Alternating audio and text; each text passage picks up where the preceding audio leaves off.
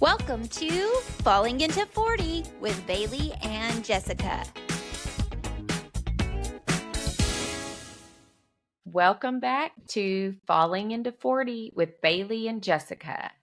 We are back from a week off, our very first week off, and we just decided last minute that we needed to take that break after 22 episodes in a row and give ourselves a little grace and just take a little mini break. So that is what we did. It was needed. Even though it's summer, I feel like because we don't have a set routine and schedule, so many things just pop up all of a sudden that you're like, oh no, I have to do this. And then on top of that, doctor's appointments that we don't think about until that week comes because we save those important yearly appointments for the summer when people don't have things they have to be at and schedules.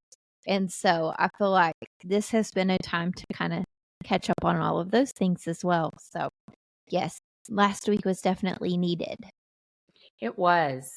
And doctor's appointments, we do schedule them for the summer. And I hate going to them in the summer. I mean, I hate going to them anytime. I've actually rescheduled several, but I am going today to the dermatologist just as my once a year or every 6 months, checkup. So I don't want to go, but it is important. So while I have a minute, I need to use it. And you saying that that's where you're going makes me think, oh, I need to call and schedule that because it is so important to get our skin checked, especially as we're in the sun. We were in the sun as kids so much. And then now our kids are playing sports and doing things that are in the sun. So yeah, I think it's so important that we continue to make sure we check our skin. Yes, me too. And, aging, we get these age spots. And a couple of years ago, I noticed in a picture that I had this pretty large brown patch on my forehead. I can't remember the name of it because it wasn't just like one brown spot. It was large. And was it melasma? Yes, it was melasma. Okay, so is that what you get sometimes when you're pregnant? I think a lot of times it comes out more in people after they've had babies or maybe in hormonal changes in your body. Okay. Yeah. Oh, well, there you go. It was the hormonal changes beginning. So I went to the dermatologist then, and she gave me a compound cream that I keep it in the refrigerator, but I use that, and the brown spot completely went away. But I was mortified when I looked in a picture and saw that and thought, oh my goodness, what's happening to my face? But went to the dermatologist. It's scary. Yes, it is. Yeah. So get your skin checked. And we know everybody's got a story of knowing somebody or somebody that knew somebody where there was melanoma found. People that happens when it's too late. And in fact, the famous guy, it's 5:00 somewhere. Jimmy Buffett. Yes, there we go. He passed away, and it had started with a malignant melanoma that spread to his brain. And yeah, we got to get our skin checked. So important. So important. There's our PSA for today. Yes, get your skin checked. Yes.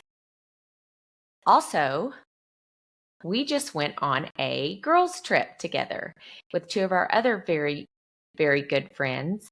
And what started off as a trip planned for Ruidoso quickly had to be changed due to the two large fires that started and hit the village of Ruidoso and Alto and really destroyed a lot of land, buildings, I think there was a couple of deaths. Is that right, Bailey? Yes, 3 confirmed right now, and they're kind of still evaluating the damage. There are some places, even though some residents are allowed to go back in, there are some places they're still going through and still making sure that they go through all of the wreckage.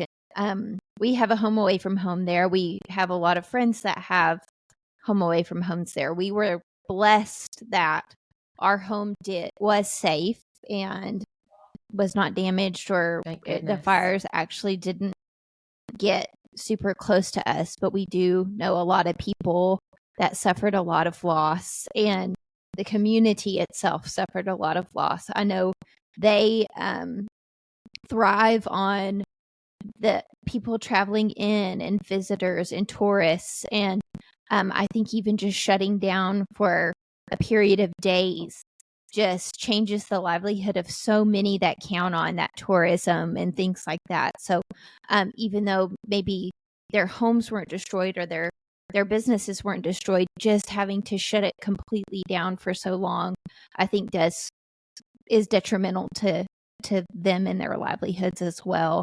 And so I know a lot of people there are hurting, and our thoughts and prayers go out to all those hurting due to the fires. Absolutely. It's going to be a lot of mending, and they already had a fire earlier this summer, and it was quite a bit north of town, but still things were damaged. And so those first responders that have had to continue to go out and fight these things, I just feel for them. And I have seen the community of Ruidoso, just even in the last couple of days since people have been able to come into town, really working together to try to take care of the firefighters and the first responders that have been out there this whole time. So it's been actually very, very neat and heartwarming to see those businesses that suffered so much loss come back and really are working more toward helping others than rebuilding their businesses right away.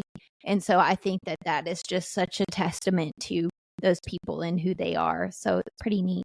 We hear about natural disasters all over, on the news. And it wasn't that long ago when the biggest fire Texas had ever experienced.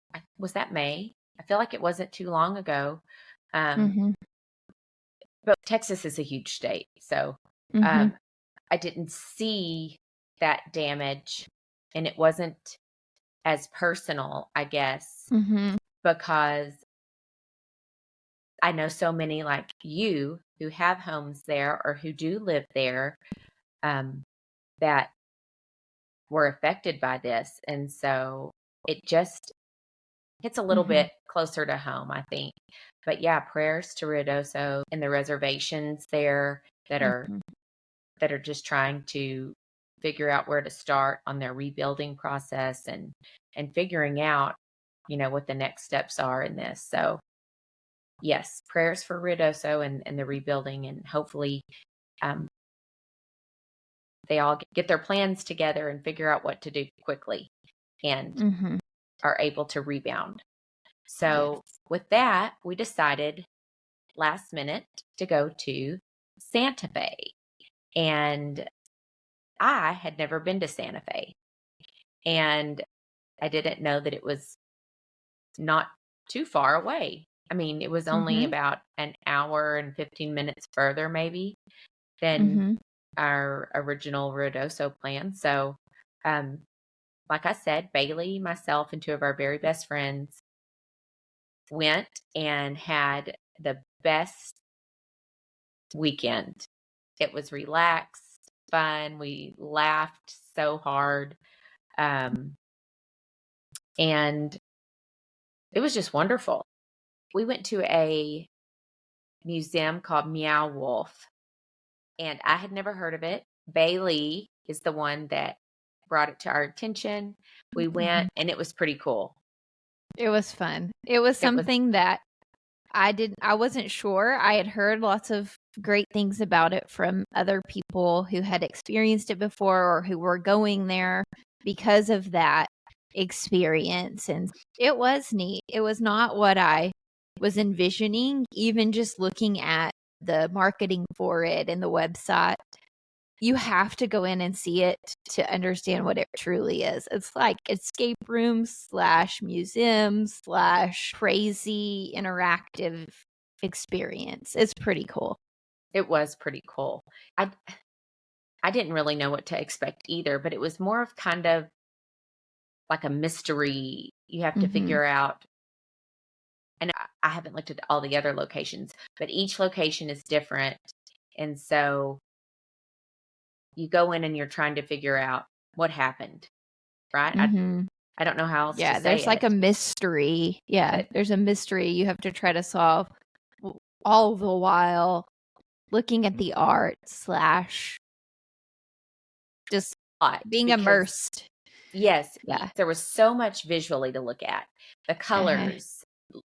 It was really crazy. But at the same time, you had an app on your phone that you had to download and that was giving you clues to what rooms to go to. So I don't know. How long were we in there? 2 hours? 2 hours. Yeah. Was it? 2 hours. And I truly think you could be in there almost double the time if you really took the time, like in every spot, to sit and watch the video for that spot and think about the mystery of it all and really like deeply look at all of the clues. But there was just so much. I'm like a big picture person, so I see the big picture first and then start to go into the details. And it was a lot. It was neat, but it was just like, if you really wanted to dig into all of that, you could spend easily 4 to 6 hours there for sure. And as someone with complete ADHD, 2 hours was definitely plenty.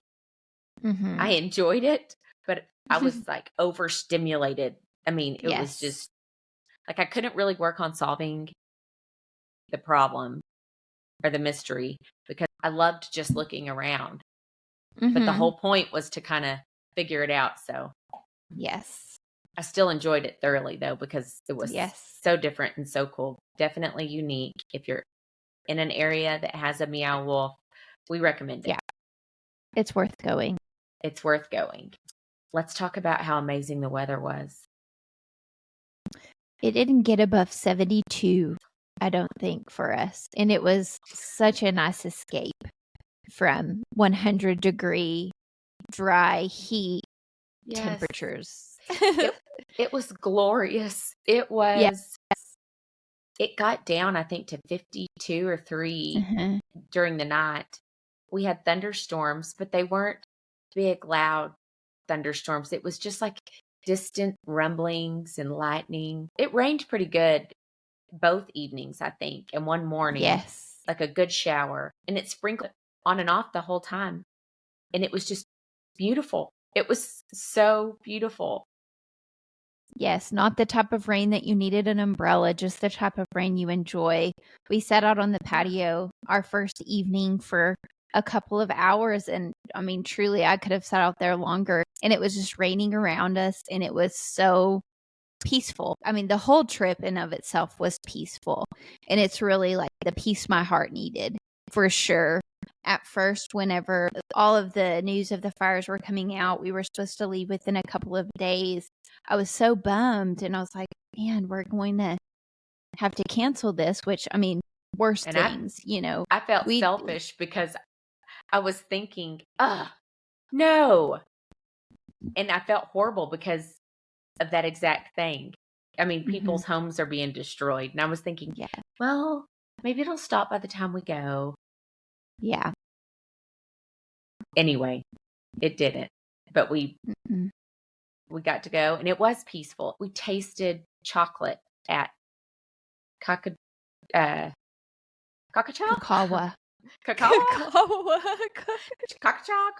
whatever. Hey, which is funny because we also went to the farmer's market, which was super cool. And there was lots of local artists and all kinds of things being sold. But there was ravens, pictures of ravens everywhere. And in my mind, I always thought a raven was kind of a little bit of a creepy bird. I don't know why. Is that what was flying above us when we heard all the caw? It was? Yes. Okay.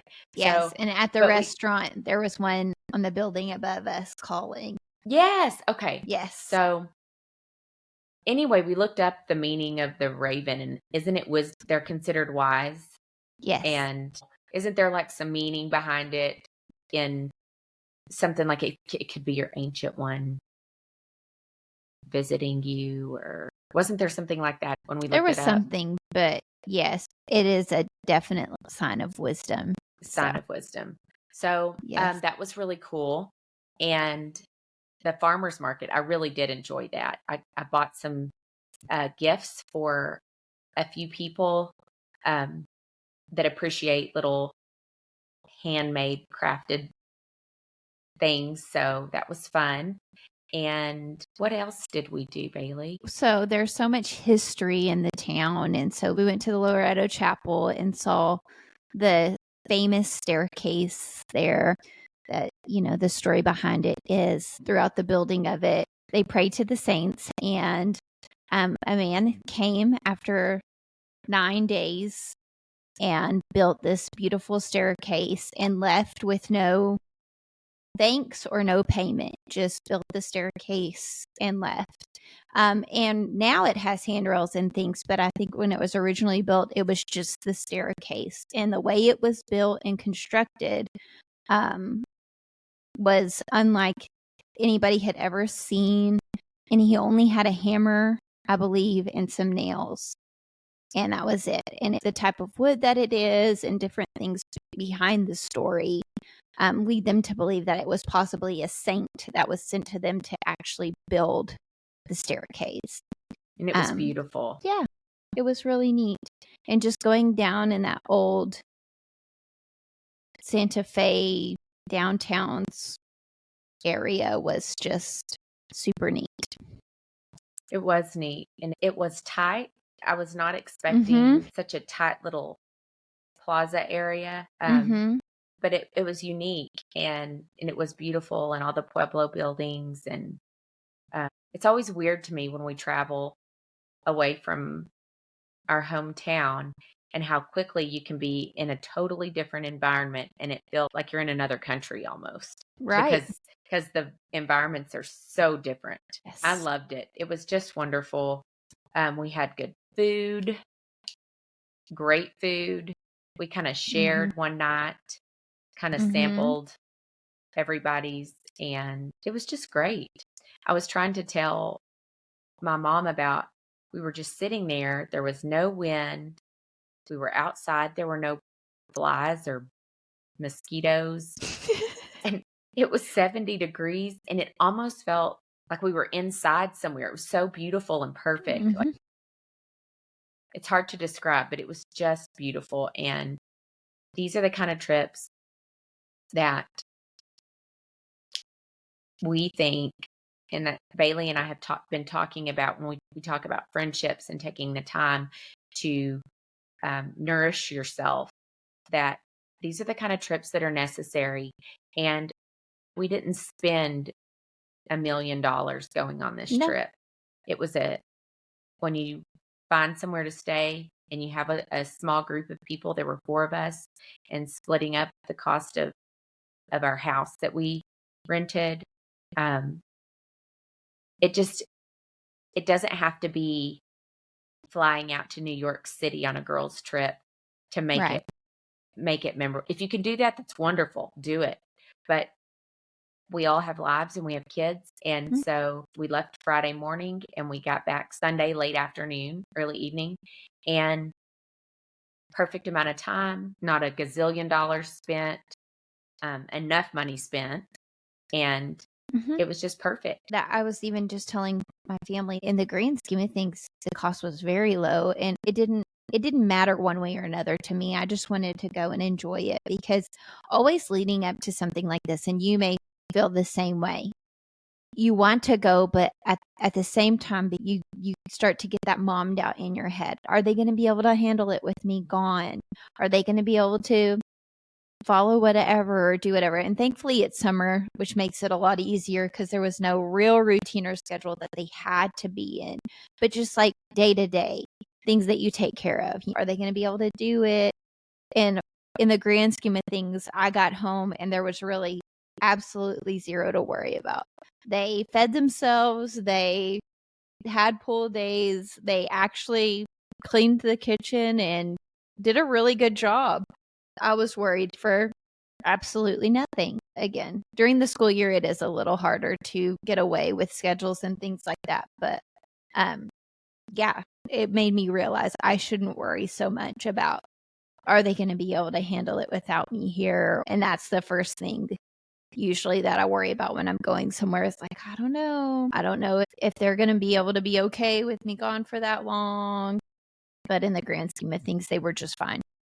It may not have been exactly what, out of sight, out of what you mind. would have done. Yes. Right. But I mean, they ate, Everybody, they bathed, they were good. Same. Well, my children FaceTimed me multiple times, and I could hear my husband in the background saying, "Are you calling your mother again?"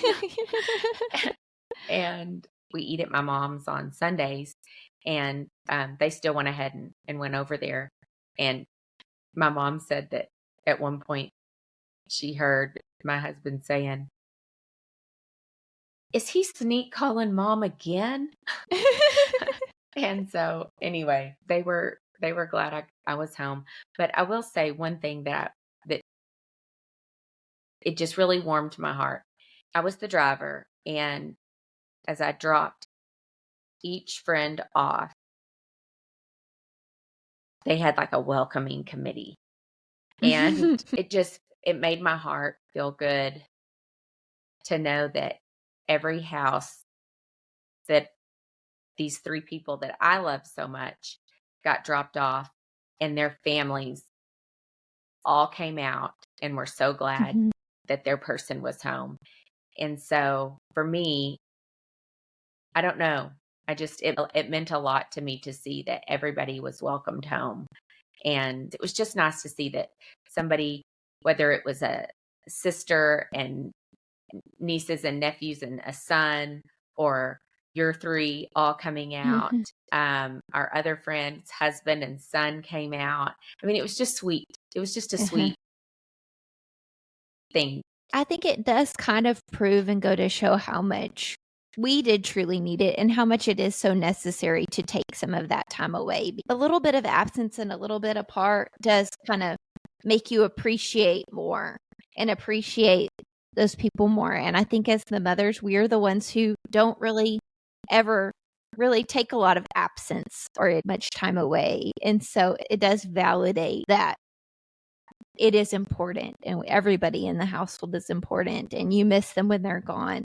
But to take the time in them to be gone a little bit further validates that for sure, I think. And in between trips that you take, we talked about, we definitely wanted to make this an annual thing.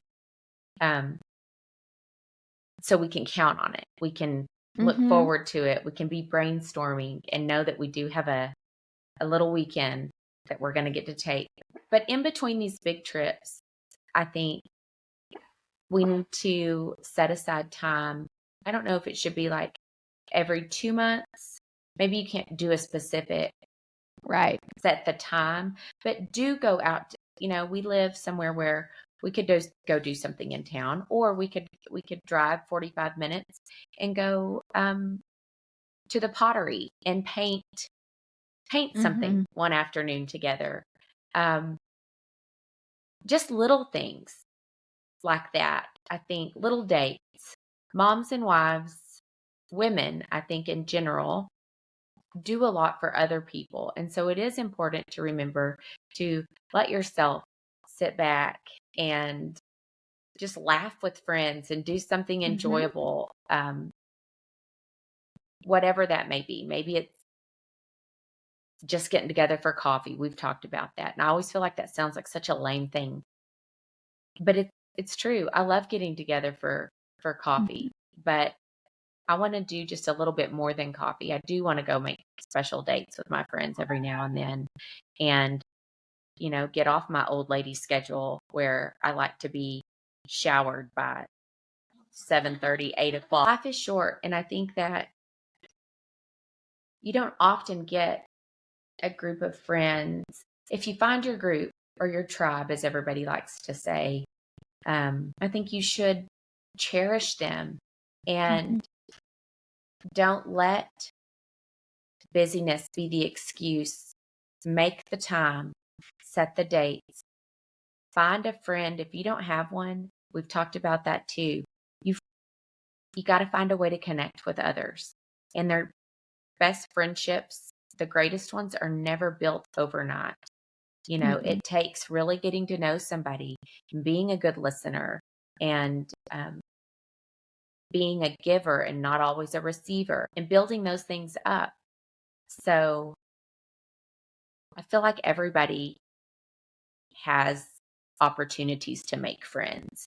So if you're in a place where you feel like you don't, think about what you can do to make the friends. In college, when I transferred after 2 years of playing golf, I went somewhere where I didn't know anybody. And suddenly it was like, okay, I had built-in friends at the first school I went to because I was on a golf team. Well, it was suddenly when I quit and transferred, I didn't know anybody and I had to make friends, and I ended up making very best friends. But I had to get to know people and I had to go do things. And so, just remember that sometimes you have to make the effort. People aren't always going to come to you. You have to first foot forward.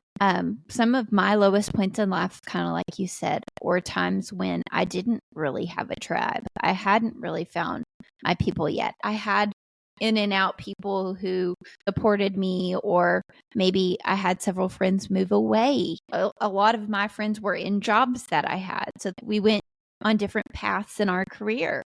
And so it is difficult through just every station of life, finding your people, and they change. We've talked about the ebbs and flows and the changes of it before, but life is full of hard things, and going through those hard things without support and without a tribe is just so much more difficult.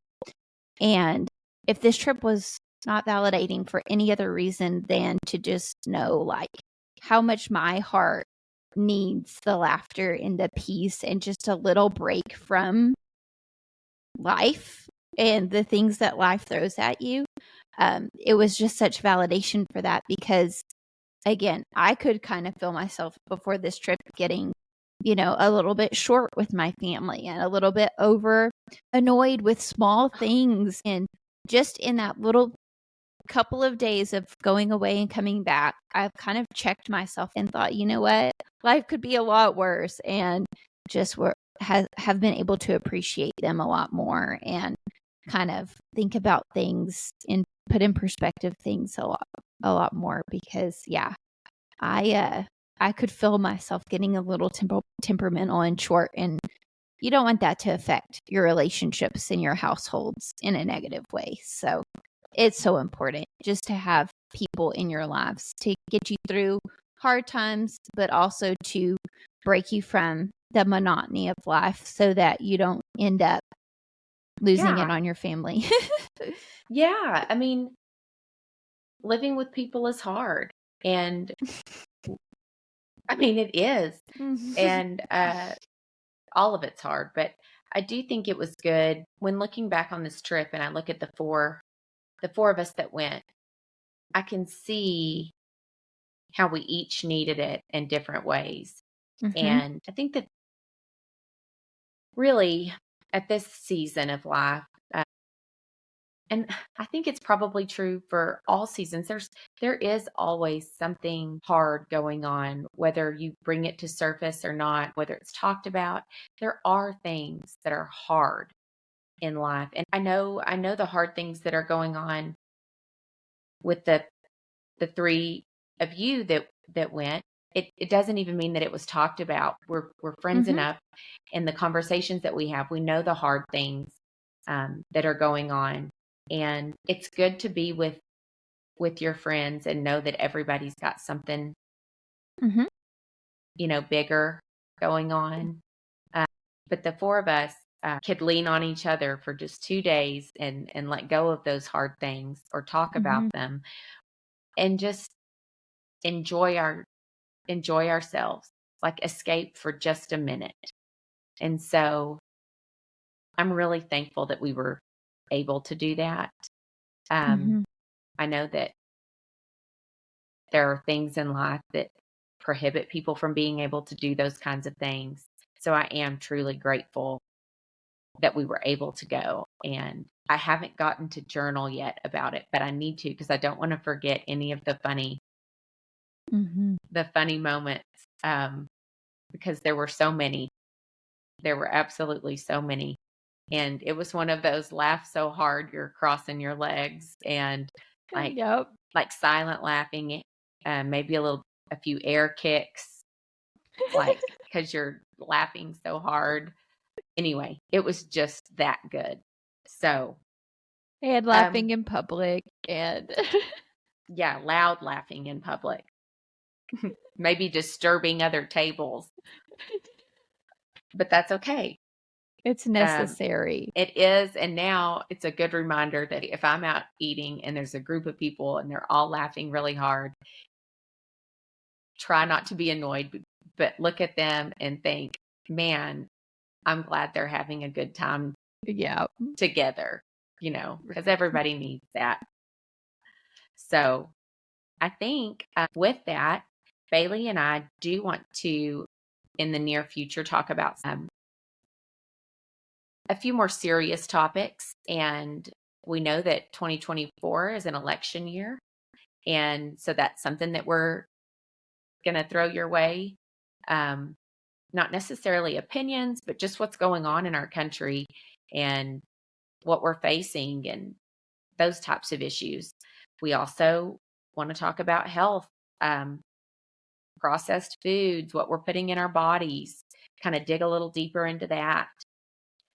I think while keeping our podcast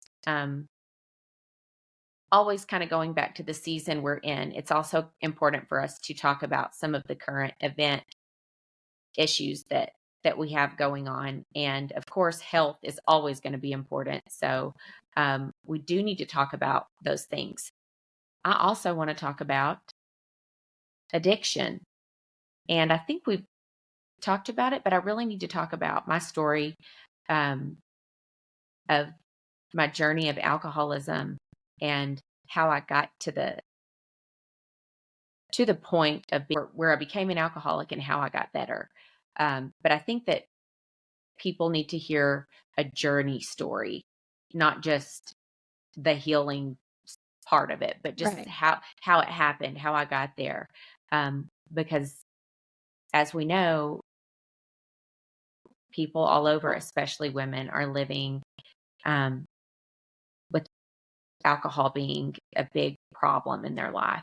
And so we want people to know that they can overcome, and that it's better to tell somebody and have somebody to talk about or talk to about the problem. Those are just some we think we should talk about in the next few weeks. Yes. I mean, all of the above, yes. And there's just more in the works. We just keep brainstorming and coming up with new ideas and so many different things, because we are in such a pivotal season where so much that we do does matter. So much that we do to ourselves matters. So much of what we do for others matter. So much. It truly is so important how you treat your body, how you treat others. Like we're there. And so I do think moving forward, it is so important that we understand and help share the importance of what we're doing, whether it be just in the public eye, in our own homes, all of those things. It's so important. So like you said, current events, our health, all of those things are things that at this stage in our lives are so important. So within this season, all of those things matter. So yes, and 100%. To end this, I want to ask you, Bailey, have you heard before, you are what you eat? Yes. Well, what are you then? If I'm asking you, if you are what you eat, what are you? Chicken. Are you? I'm a chick. You're No, a chicken? I mean, No. Do you eat a lot bunch of of chicken? gummy bears. Gummy bear, I'm gummy. Isn't that a song? I'm a A real annoying grazer, one. so I guess it's kind of like that because I mean, I'm not a like eat 3 solid meals a day kind of person. I make dinner and we typically make something for lunch and I'll eat a little bit of that, but more than anything, I'm just like, oh, I want a piece of toast. I'm going to have toast. Oh, it may be 3 in the afternoon. I want cheese. I'm going to Yeah, eat some you're the cheese. grazer. Like, I am. What would Well, yours be I if am you a are what you popsicle. eat? Oh, I mean, I am sugar. well, sugar's sweet. Sugar sweet, but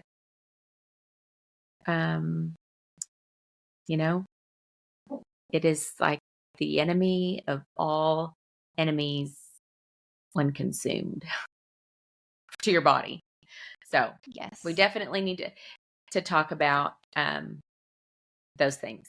But we are Yes. glad that you listened. We hope you'll return as we begin to talk about current events, health, addiction, recovery, those things. We hope you'll come back because we do appreciate you and we love you and we want you to know you're not alone. Ruidoso, we're praying for you, praying for the village, the people that live there, the homes, just the entire community.